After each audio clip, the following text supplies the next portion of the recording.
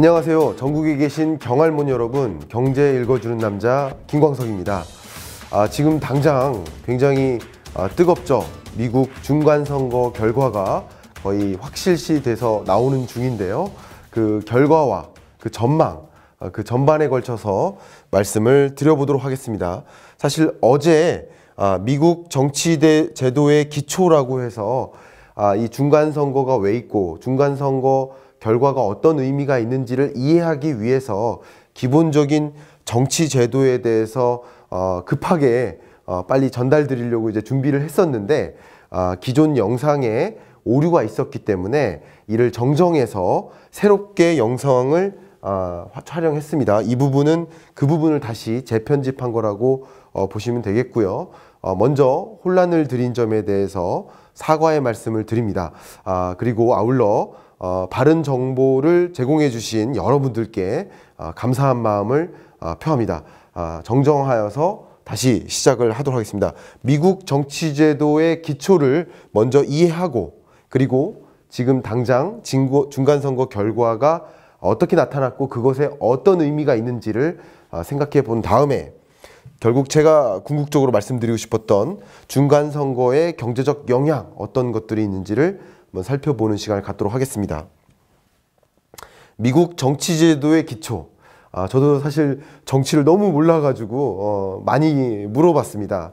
정확히 지금부터 전달해 보도록 하겠습니다. 이 개념이 이제 잡히면 좋을 것 같은데요. 먼저 이제 의회, 컨그레스라는 표현이 있습니다. 의회, 컨그레스. 그 의회는 두 개로 구분되죠.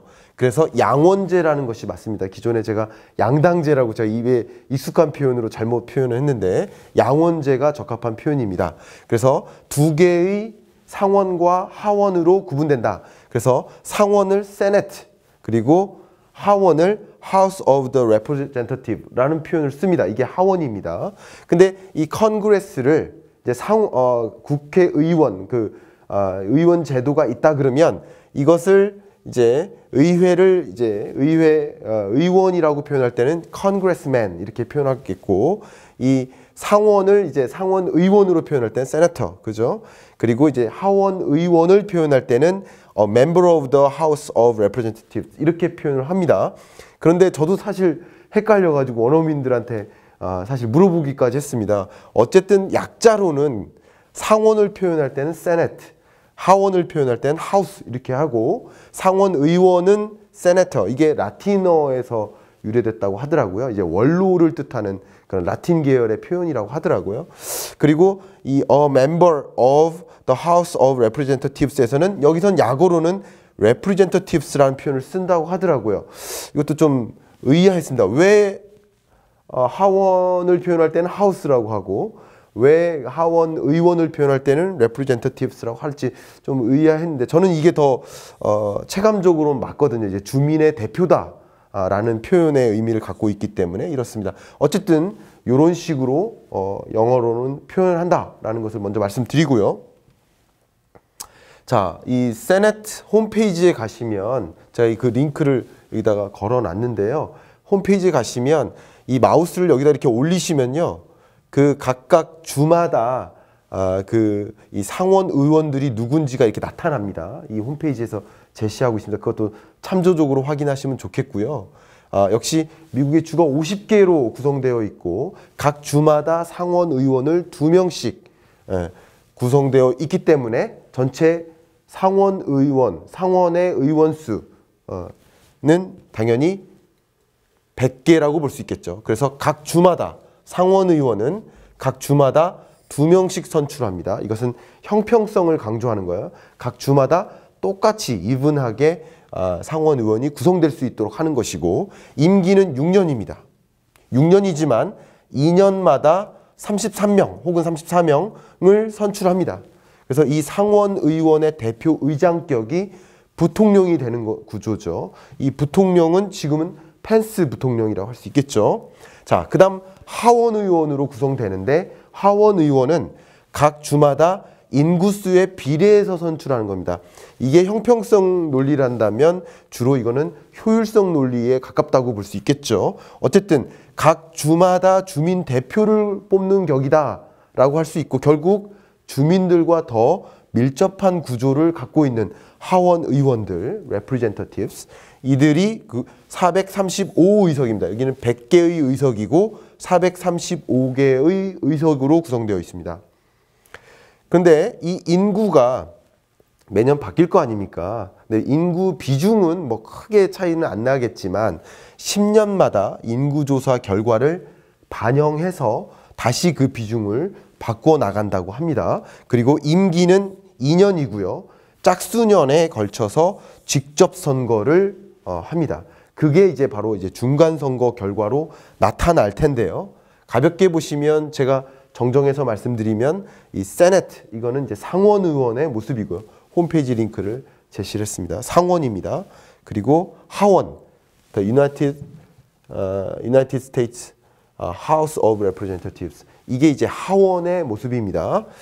실제 상원의 모습은 이런 식의 그 여러분 보도 속에 외신 보도나 이런 걸 보실 때는 이게 상원의 모습이다. 이런 국기가 그려 있고 이렇게 생긴 이런 곳은 이제 하원에서의 회의다. 이렇게 이해하시면 좀 도움이 될 것 같습니다. 자, 그러면 상원 의원과 하원 의원은 무슨 일을 하느냐? 사실 여기부터가 중요해집니다. 일이 좀 다르다는 거죠. 기본적으로 상원 의원은 좀 더 중차대한 일을 합니다. 그래서 국가 간의 문제, 국제적인 그런 외교 문제를 주로 관여를 하는 그런 의원이다 라고 보시면 좋겠고요.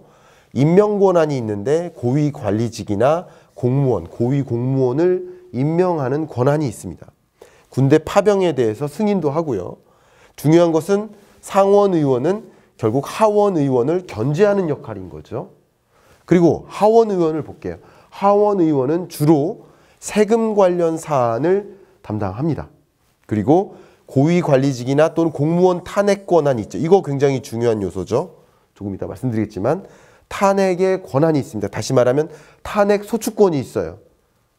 그런데 탄핵 심판권은 상원 의원이 있기 때문에 탄핵 소추를 제기할 수 있습니다만 탄핵으로 결정될 가능성은 이 상원 의원과 하원 의원이 당의 구성이 다르다면 어려울 수 있겠죠. 그건 조금 이따가 더 자세히 말씀드리겠습니다. 어쨌든 상원 의원은 하원 의원을 견제하고 역시 하원 의원은 상원 의원을 견제하는 그런 장치다. 합리적인 의사결정, 입법 절차를 해나가기 위한 그런 시스템을 구축하고 있다. 우리나라는 이렇게 양분된 구조가 아니라 일원제라고 볼 수 있겠는데 미국은 이원제를 따르고 있다. 이런 점에서 미국의 정치 제도를 어느 정도 이해하신다면 그 중간선거 결과나 그게 어떻게 흘러갈지를 이해하시는데 참조가 되실 것 같아서 일단 가지고 왔습니다. 자, 그러면 중간선거 결과가 이미 구도가 나왔는데요. 아마 이 영상을 보시는 시점에서는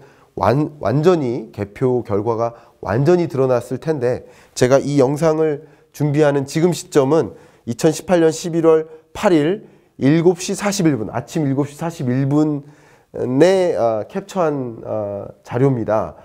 지금은 약 10시 정도 됐지만 어쨌든 이 자료고요. 여기도 제시된 것처럼 11월 8일 7시 41분 결과고요. 지금으로서 봤을 때는 이 공화당이 51, 그리고 민주당이 44, 그 밖에가 2개 의석수를 가져갔기 때문에 이 결과를 뒤집을 수 없는 거죠. 결과는 나온 거죠. 이 세네트, 상원의 경우에는 공화당이 차지했다. 이렇게 보시면 좋겠고요. 하원, 이거는 이제 45분경에 캡처한 자료입니다. 캡처한 결과 이거는 역시 민주당이 과반 의석을 차지했다라는 결과가 나온 겁니다. 물론 100% 투표 결과가 나온 것은 아니지만 어쨌든 결과는 공화당이냐 민주당이냐 하는 결과가 나온 건데 자, 지금까지의 결과를 좀 정리를 해봤습니다. 역시 7시 45분 기준의 결과고요. 여러분 영상을 보실 때는 이 숫자가 조금씩 변동이 있겠지만 결과는 다르지 않을 것으로 보여집니다. 네, 말씀드리면 기존의 미국 의회의 모습은 상원과 하원이 둘 다 공화당으로 구성되어 있었다. 결국 이 상원과 하원은 결국은 미 트럼프 대통령의 정책적 의사결정에 반기를 들지 않는 구조였다. 그래서 미 트럼프 대통령이 임기를 시작한 이후로 자기의 여러 가지 외교정책, 통상정책, 그리고 뭐 재정정책 이런 여러 가지 정책들을 미 행정부 의지대로 좀 더 이끌어갈 수 있었다. 공화당 중심의 의회였기 때문에 그렇죠. 그런데 지금 개표 결과 컨그레스가 어떻게 됐습니까? 디바이디드, 양분화된 모습을 취하고 있습니다. 그게 중요한 거죠. 어떻게 양분화됐느냐? 상원은 공화당이 차지를 하고 하원은 민주당이 차지하는 모습으로 바뀐 거예요.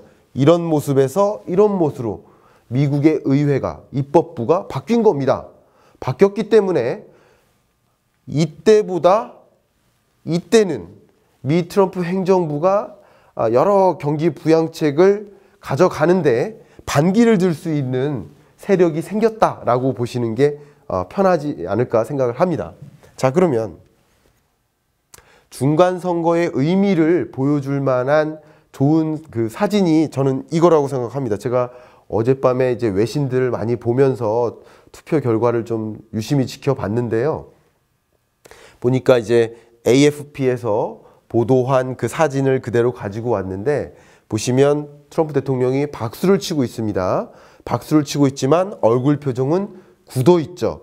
이게 그 미묘한 감정을 내포하는 하나의 사진이지 않을까 하는 생각으로 전해드렸는데 미 국민들이 이 투표를 통해서 뭐 한 거냐면 찬성을 보낸 겁니다. 왜냐하면 중간선거는 역사적으로 현 정권에게 불리한 선거라고 합니다. 그러니까 불리한 선거기 때문에 그래도 그나마 상원 의원만큼은 차지했다는 측면에서 미 국민들이 그래도 어느 정도 트럼프 대통령의 정책 기조에 대해서 상당 부분 찬성한 게 아니냐 하는 그런 평가가 대부분이었습니다. 반면에 어쨌든 이 결과 민주당이 이 하원 의원을 차지했기 때문에 이 부분에 있어서는 나름대로 견제, 그 트럼프의 너무 독주적인 그런 무비판적인 그런 정책 기조는 안 된다. 견제 세력이 필요하다라는 판단하에서 이 하원 의원은 민주당이 차지한 거다. 결국 이 미 국민들의 표심은 찬성과 견제라는 것으로 요약된다라는 그 외신들의 평가가 대부분이었습니다. 그 부분을 이렇게 전달드리겠습니다. 제가 좀 정리를 해보겠습니다. 어떤 의미냐? 전제는 뭐냐면 중간선거는 현직 대통령의 무덤이다라는 표현이 많이 있어요. 그럴 만큼 전통적으로 야당에게는 유리한, 야당에게 유리하고 현 여당에게 불리한 그런 선거라고 볼 수 있겠죠. 그러니까 다시 말하면 미 트럼프 행정부 공화당이 승리하기 어려운 구조다, 일반적으로. 그럼에도 불구하고 공화당이 하원 수송에는 실패했지만 상원을 지켜냈기 때문에 나름 선전한 것이다 라는 평가인 거고요. 그리고 그렇기 때문에 트럼프 대통령에는 어느 정도 합격점을 준 것이 아니냐 하는 그 외신들의 평가가 대부분이었습니다. 그러나 반대로 민주당이 결국 하원을 장악했기 때문에 대통령의 독주를 좀 견제해달라, 트럼프의 독단적인 국정 운영을 좀 제재해달라 하는 국민들의 국민들의 어떤 바람이 반영된 것이 아니냐 하는 해석들이 대부분이었습니다. 자, 이제 중간선거 결과와 의미까지 살펴봤는데 지금부터는 그럼 중간선거의 어떤 경제적 영향이 무엇일까? 사실 요 말씀을 드리려고 제가 이런 것들을 시작을 했는데 중간선거의 경제적 영향 어떤 것들이 있는지 살펴보겠습니다. 제가 좀 한 표로 보시기 좋게 좀 정리를 해봤습니다. 자, 먼저 재정정책. 재정정책에서 가장 큰 화두는 세제개혁 2.0입니다. 세제개혁 2.0이 입법화될 수 있을까 하는 의문이 생긴 거예요. 왜냐하면 둘 다 여당이 아니라 이제 하원이 야당이기 때문에 입법화는 실패하지 않겠느냐. 왜냐하면 야당이 완전 반대하기 때문이죠. 왜냐하면 이 세제개혁은 근본적으로 그래요. 세제개혁 자체가 이제 법인세를 확 인하하고 그리고 새로 뭐 M&A 하거나 아니면 새롭게 창업하는 기업들에게 많은 페이버를 주기 위해서 그래서 창업 많이 하고 그죠? 기업들 많이 하고 외국에 나가 있는 기업들 미국에 와서 기업 경영하고 하도록 하는 그런 유인책으로서 세제 개혁을 추진해 왔고 결국 이제 세 부담을 덜 주려는 거예요. 사실 세 부담이라는 것은 세금 부자한테 세금을 더 많이 걷어서 그죠? 부자한테 더 많이 걷어서 그 세금을 그 회비를 더 많이 걷어서 그 나라에게 공정하게 분배하는 정책이니까 분배 정책 컨셉이죠. 근데 세율을 낮춘다는 얘기는 분배 정책이 아닌 거죠. 성장 정책인 거죠. 그렇기 때문에 이 분배 정책을 지지하는 민주당이 세제개혁 2.0을 입법화하는 데 동의할 수 없다. 실패하거나 아니면 굉장히 축소된 형태로 입법화될 가능성이 있다. 이게 굉장히 중요한 요소입니다. 그 다음 이 트럼프 행정부는 이미 발표했듯이 2018년부터 19년 동안 확장적 재정 지출 계획을 가지고 있습니다. 지금 현재 우리나라 정부도 확장적 재정 지출 계획을 가지고 있죠. 그건 이미 제가 기획재정부의 그 예산안 계획을 이미 경익남을 통해서 전달을 해드렸죠. 비슷합니다. 그리고 또 인프라 투자 계획도 굉장히 적극적입니다. 이게 뭐냐면 대부분이 다 뭐예요? 경기 부양이에요. 미 트럼프 대통령이 Make America Great Again 이라는 것을 외치면서 등장했듯이 계속적으로 미국 경제를 더 화랑으로 경기 부양적으로 만들어가기 위해서 재정정책을 확장적 재정정책을 펼쳐왔는데 그 확장적 재정정책에 상당한 제동이 걸릴 것이다. 왜냐하면 민주당 입장에서는 그걸 원하지 않기 때문에 그런 거죠. 그래서 이 확장적 재정정책이 다소 약화될 소지가 있다라는 것이 굉장히 중요한 포인트입니다. 결국 이것은 확장적 재정정책과 확장적 통화정책 여러 정책들이 경기 부양을 하는데 어떤 기여를 할 텐데 그런데 이 재정정책의 효과가 미비해지기 때문에 기존에 예상했던 미국의 성장 속도가 좀 수그러들지 않겠느냐 하는 전망들이 대부분 우세하게 나타납니다. 어쨌든 2019년에는 미국 경제가 굉장히 견조한 성장세가 유지될 것으로 전망하는 것이 일반적입니다. 그리고 그것이 유지되고 있어요. 그러나 그만큼까지는 아닐 수 있다 라고 하는 것이 새로운 어떤 이 선거 결과의 의미라고 볼 수 있겠습니다. 다음은 통상정책입니다. 일단 공화당의 상원 의석수를 확대하는 것 등을 이제 감안하면 결국은 보호무역주의 기조는 지속될 것으로 보여집니다. 왜냐하면 또 민주당도 보호무역주의, 특히 대중정책, 그 대중 통상정책, 그 미중 무역전쟁 관련해서 그런 것들이 역시 비슷한 입장에 있어요. 그렇기 때문에 이런 보호무역주의 정책에 대해서는 크게 반기를 안 가져갈 것이다. 그래서 미중 무역전쟁이 그렇게 갑자기 완화되거나 하진 않을 것이다. 오히려 미중 무역전쟁이 장기화될 수 있을 것이다 하는 그런 전망이 우세합니다. 시장에서는. 그리고 이것을 사실 통상정책으로 분류하는 것이 맞는지는 모르겠습니다만 이거는 굳이 따지면 한반도 정책일 수도 있죠. 한반도 정책 혹은 외교 정책이라고 분류하는 게 더 적합할 수도 있겠습니다만 저는 어쨌든 여기다 넣습니다. 왜냐하면 민주당은 북핵 협상에 문제를 제기할 가능성이 굉장히 높습니다. 트럼프의 북핵 협상 절차에 대해서 굉장히 비관적이거든요. 그렇기 때문에 남북 경협 속도가 늦춰질 가능성이 굉장히 높다는 점. 그래서 우리가 기존에 생각했던 물론 남북 경협이 갑자기 없어지거나 이런 건 아니겠지만 뭐 고위급 회담이나 이런 것들이 좀 지연되면서 기존의 남북 경협이라든가 북미의 어떤 교류 정상급 혹은 이제 이 고위급 회담 같은 것들이 좀 지연될 가능성이 상당히 있다라는 표현들이 많이 있습니다. 다음 통화정책입니다. 물론 통화정책은 의회에서 결정하는 것도 아니고 행정부가 결정하는 것도 아니고 통화정책을 담당하는 연준이 결정하는 것이지만 말씀드린 것처럼 재정정책의 어떤 미국 경제 성장, 경기 부양에 영향을 미치는 그런 효과가 점점 미비해지기 때문에 통화정책을 긴축적으로 금리를 인상하는 속도를 지금처럼 빠르게 유지하기가 어렵다는 것이죠.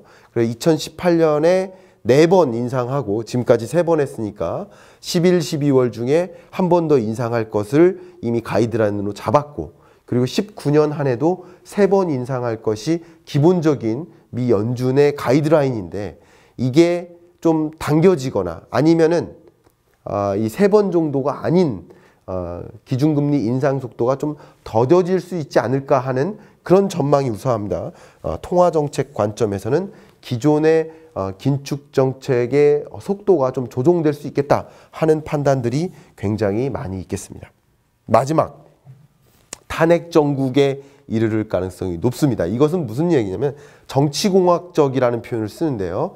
이제 political technique, 정치 테크닉 이런 표현을 많이 씁니다. 뭐냐면 탄핵이 될 거라고 보고 탄핵 소추를 하는 것이 아니라, 왜냐하면 탄핵 소추권은 아까 말씀드렸듯이 하원 의원이 쥐고 있어요. 그러니까 하원 의원이 탄핵 소추를 하는 거예요.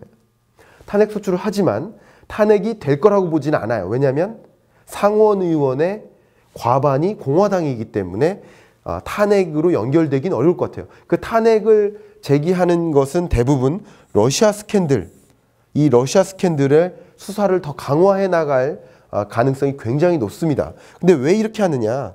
하원이 탄핵안을 추진하긴 하지만 안 될 가능성은 굉장히 높음에도 불구하고 추진하는 이유는 역시 2020년 이제 향후에 두고 있는 미국 대선을 앞두고 이제 트럼프 대통령이 연임하지 않도록 그런 어떤 정치 공학적인 그런 공세다라는 평가를 많이 하고 있습니다. 결국 여러 이 트럼프 대통령의 러시아 스캔들을 비롯한 여러 가지 문제를 계속 제기함으로써 자, 공화당은 안 돼라는 여론을 계속 만들어 나가야만 이 민주당이 다음 정권에서 승리할 수 있기 때문에 탄핵 소추권을 계속 제기하고, 이런 것들은 상당한 경제적인 침체를 줄 수 있다. 그래서 2019년 상반기까지는 제가 2019년 경제전망 이 오마이스쿨 강연에서 제시를 많이 했지만 2019년 상반기까지는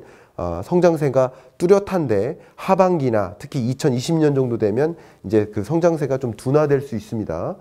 그 여러 가지 이유 중에 하나가 결국 탄핵이 시작되면, 탄핵 소추가 시작되면 정치적인 불안이 굉장히 강해져요. 우리나라도 2016년대 어땠습니까? 이 탄핵이 제기되면서 굉장히 국내 내수가 많이 안 좋았습니다. 내수가 불안해지는 거죠. 투자도 불안해지고, 마치 브라질이나 다른 그 밖의 나라도 탄핵을 최근에 겪은 나라들이 이런 정치적 불안 때문에 내수 경기가 마이너스로 꺾이거나 굉장히 침체되는 현상들이 있었습니다. 그렇기 때문에 미국의 성장세가 2020년 정도부터는 좀 주춤해질 수도 있겠다 하는 그런 전망들도 상당히 우세합니다. 그러니까 탄핵 정국에 이르는 것도 경제적으로도 우리가 해석해 볼 필요가 있다는 것을 말씀드리겠습니다. 말씀드렸듯이 상원 통과 가능성은 굉장히 미미하다고 볼 수 있겠습니다.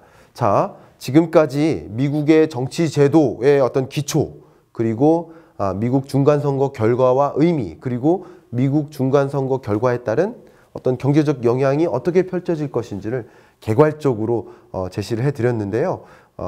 본 영상을 통해서 미국 중간선거의 결과에 대한 그리고 경제적인 해석에 참조가 되는 그런 시간이 됐으면 좋겠고요.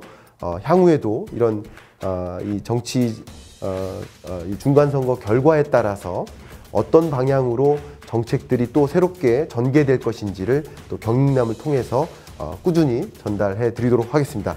이번 주 경제 읽어주는 남자 김광석이었습니다. 감사합니다.